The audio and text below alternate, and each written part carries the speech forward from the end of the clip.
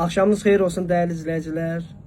Bir məlumat sizlərin nəzərinə çatdırım ki, Hacıqabul rayonunun icra başçısı, bizim dəyərlimiz, bizim rayon rəhbərimiz, Sevindik müəllimə təşəkkürümü bildirirəm bir daha.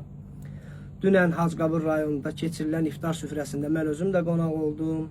Həqiqətən də Sevindik müəllimin o məclisdə şəhid ailələrinə diqqət və qayğı göstərdiyinə görə sonsuz təşəkkürümü bildirirəm. Çox sağ olun deyirəm. Hər zaman bizə böyüklük edib, hər zaman bizlərə yol göstərib, mənim özümə də hər zaman yaxşı mənada öğüt verib, nəsihət verib. Yəni mən həqiqətən də Sevindik müəllimə böyük hörmətim var, xətri əzizdir.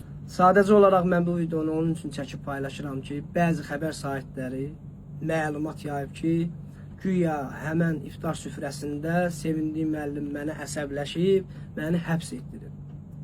Həqiqətən də bu yalan məlumatdır.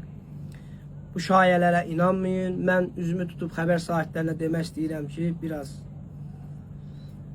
diqqət edin. Bəzi məlumatları paylaşanda görün nə paylaşırsınız. Mənim yaşım hara, bizim rayon rəhbərimiz həmişə bizə qayğı diqqət göstərib. Yəni mənim həddimə nədir ki, mən Sevindik müəllimlə qalmaqal yaşayım və nəsə artıq bir hərəkət eləyim ki, mən də Sevindik müəllim cəzalandırsın. Təbii ki, Sevindik müəllim bizim rayonumuzun rəhbəridir, rayon icra başçısıdır. O nə dedirsə, biz baş üstə deyirik. Çünki bizim yaşımız da azdır. Biz vətəndaş olaraq Sevindik müəllimə dərin təşəkkürümüzü bildirmişik ki, kəndimizə, elimizə, obamıza göstərdiyi qayğı, diqqət həmişə qəlbimizdə yaşayacaq, yaşayır. Çünki o insanın özünə də hörmətimiz var. Rəhbərliyindən də əlavə olaraq o insan özü sadə insandır. Həmişə mənim uğurlarıma da sevinib. Elə bir səhv edəndə də həmişə zəng vurub deyib ki, bala, bunu səhv edirsən, bunu düz elə, səhv eləmə, gələcəyin qarşıdadır. Yəni bunu mən paylaşmaqda məqsədim odur ki, xəbər sahiblərinə bir məlumatı paylaşanda dəqiq məlumat paylaşın.